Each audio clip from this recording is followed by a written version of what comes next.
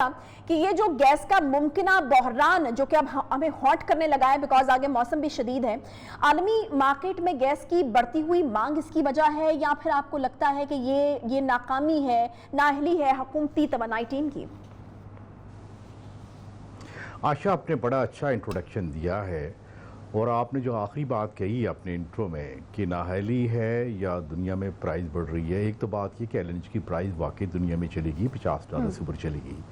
अब आ जाते हैं कि नाअहली बात ये है कि आप उस शख्स से बात कर रही हैं जिसने 3 साल पहले पाकिस्तान के टॉप के ऑयल एंड पेट्रोलियम एक्सपर्ट के साथ मिलकर एक कंसेंसस बना के एक पेपर बना के दिया गवर्नमेंट को कि पाकिस्तान में गैस और ऑयल कितने वसी ज़खायर हैं कि हम 4 या 5 साल में ऑयल और गैस में तकरीबन सेल्फ सफिशिएंट हो सकते हैं।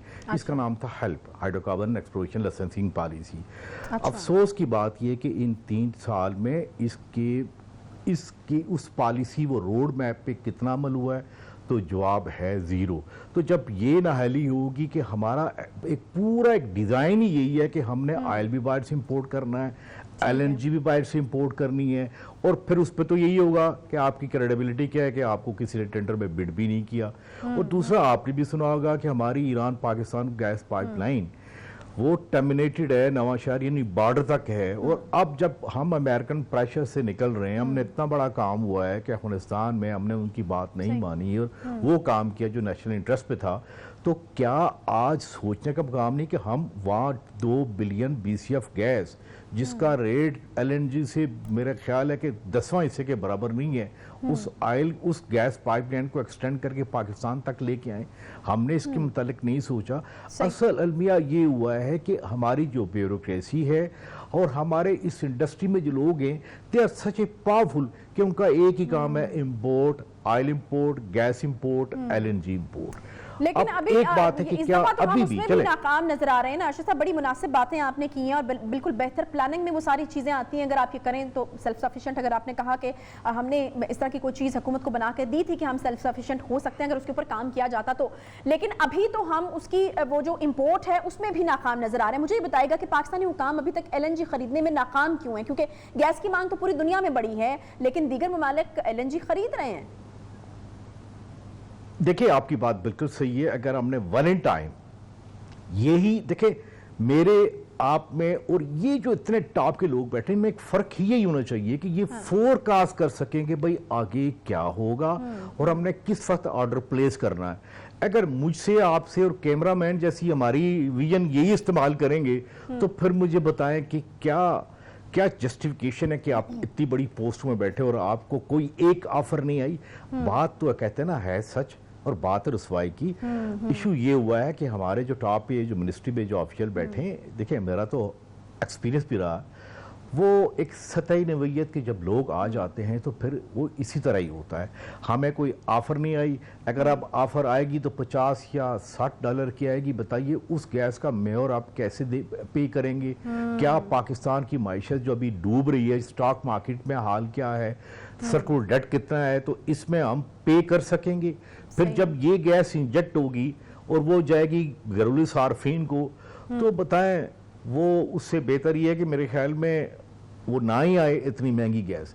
ये एक गलती इस मिनिस्ट्रीज के ये हुई है कि हमने वेल इन प्लेस एक परसीव नहीं किया कि भाई दुनिया में ये हो रहा है। फोरकास्ट करते दुनिया में बड़ी बड़ी प्रेडिक्शंस होती हैं, ये ऐसा नहीं है, ये मेरे आपकी की डोमेन में भी होती है।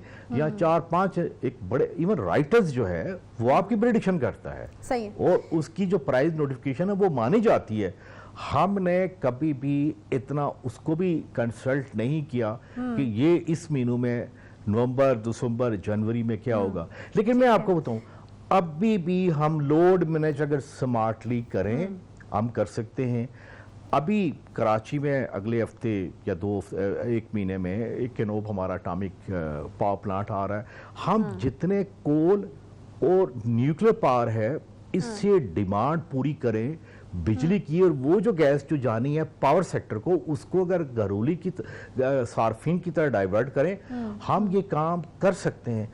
लेकिन मसला ये है कि उन बंदों से हम क्या तो रखें जिसके मतलब आप कह रही हैं, आपने प्रोग्राम किया है कि जिन्होंने well in time order place नहीं किए और आज पूरी दुनिया में इनको कोई गैस नहीं दे रहा। सही टाइम हमारे पास सॉरी अरशद साहब कम है। मैं क्विकली आपसे जानना चाहूँगी और मेरे ख्याल में ऑब्वियसली व्यूअर्स भी जानना चाहेंगे कि इस बार हमारे साथ होने क्या वाली है, कितनी जो कमी है उसका हमें सामना करना पड़ेगा और फिर किस तरह से चीज़ें जो हैं वो मैनेज की जाएंगी। क्या मतलब आप ये कहेंगे कि इस बार नहीं मिलने वाली है गैस, सर्दियाँ इसी तरह से गुजारनी पड़ेंगी, या फिर सनतें जो हैं वो ठप होती हुई नजर आएंगी? क्योंकि ऑब्वियसली फिर यही होता है कि घरेलू सार्फिन को दे दी जाती है और सनतें बंद कर दी जाती हैं, वो भी नुकसान ही है।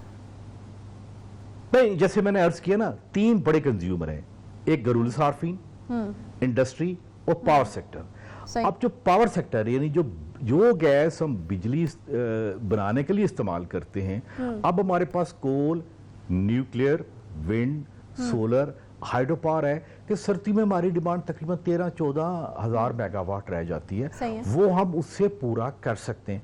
वो गैस अगर हम डाइवर्ट कर दें इंडस्ट्री, घरेलू सार्फिन के लिए स्मार्टली मैनेज करें। और एक और चीज़ है यूएफजी, आपको बताऊं कि तकरीबन 17-18% तो हमारे गैस पाइपलाइन में लीकेज है। इसको अगर हम कंट्रोल कर सकें, ये यूएफजी ये बड़ा इंपॉर्टेंट टॉपिक है, वो इसलिए इंपॉर्टेंट टॉपिक है, हम पूरी दुनिया में बात करते हैं हमारे प्राइम मिनिस्टर के क्लाइमेट चेंज। जब ये गैस जाती है एटमॉस्फेयर में, ये दुनिया की इसे मीथेन इमिशन सबसे ज्यादा डेंजरस ये काम होता है। जब मिथेन जाती है पूरी दुनिया में 2% 3% पाइपलाइन से गैस लीकेज होती है, हमारे यहाँ 17-18% होते हैं। आज भी अगर वो जिसे कहते हैं ना लेट्स जॉइन आवर हेड, और हम देखें कि हम किस तरह इसको मैनेज कर सकते हैं, बिल्कुल मैनेज कर सकते हैं। अभी भी ऑप्शन मौजूद है। बड़ी अच्छी बड़ी पॉजिटिव बातें आपने अरशद साहब की हैं और अगर इन पर अमल हो जाए तो क्या ही बात है। बस मुझे एक जुमले में जरा बता दीजिए कि इस बार जो है वो किस किस्म के बहरान का सामना हमें करना पड़ सकता है अगर ये चीजें जो आपने कही हैं वो नहीं होती तो? क्योंकि अभी तक इनके ऊपर काम तो नहीं हो रहा, अभी तो आप कह रहे हैं, मशवरा दे रहे हैं। कहते हैं जी it is not the system, it's a people who matter. आपकी गाड़ी को ड्राइवर कौन चला रहा है, क्या ट्रेंड है या अनट्रेंड है, यहाँ पे अगर अच्छे ड्राइवर बैठा दे तो जैसे मैंने आपसे पहले बताया कि हम इस प्रोग्राम में इनको ऑप्शन दे रहे हैं कि देखें ऑप्शन नंबर 1, आप पावर सेक्टर को गैस बंद कर दे, ये इंडस्ट्री को दे दें और साथ घरेलू सार्फिन को दे दें, आप उस पे चलाएं। हम देखिए कैपेसिटी पेमेंट देते हैं कोल पावर प्लांट बंद करके, ये दुनिया में कहीं ऐसा हुआ है?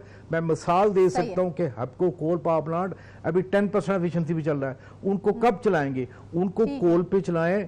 न्यूक्लियर हमारे पास ऑप्शन एक और आ रही है, ऑलरेडी है, अब इसको मैनेज कर सकते हैं। देखिए मेरे Arshad Abbasi is an optimistic man, बड़ी पॉजिटिव बातें वो कर रहे हैं। वो कह रहे हैं कि अगर अभी भी ये कर लें तो चीज़ें जो हैं वो मैनेज हो सकती हैं, अभी भी ये कर लें तो ये हो सकता है। तो आई होप कि जो है ये इनकी बातों पर ज़रा अमल किया जाए और देखा जाए कि किस तरीके से जो है वो चीज़ें मैनेज हो सकती हैं। बहरहाल खबर जो है वो तो यही है कि इस साल जो है वो हमें गैस की शॉर्टेज का ठीक ठाक सामना करना पड़ सकता है और परेशानी यकीनन सनतों के लिए भी है, घरेलू सार्फिन के लिए, और बिजली के मामले में भी खलल पैदा हो